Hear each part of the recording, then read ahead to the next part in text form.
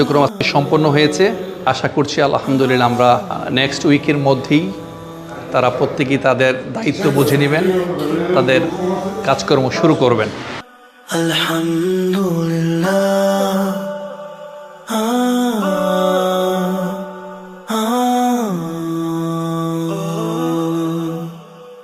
I thank you, Allah.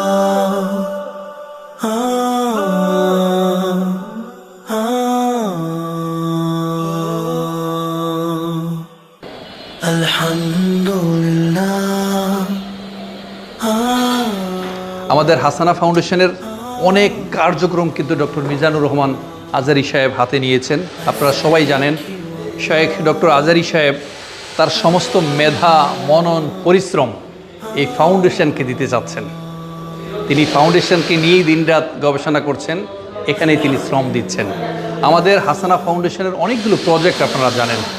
আমরা আমাদের মক্তব, সিরা মিউজিয়াম, শিক্ষা প্রতিষ্ঠান, শিক্ষাবৃত্তি, সিরাত অলিম্পিয়াড সহ বিভিন্ন ধরনের গবেষণা, রিসার্চ আমাদের এই ফাউন্ডেশনের মাধ্যমে হবে এবং স্কিল ডেভেলপমেন্ট তথা ট্রেনিং, বিভিন্ন ধরনের ট্রেনিংও এখানে দেওয়া হবে। আপনারা এই ফাউন্ডেশনের সাথেই থাকবেন। শুধু ফাউন্ডেশনই নয়, বাংলাদেশের সকল মানবিক কাজেই আপনারা থাকবেন।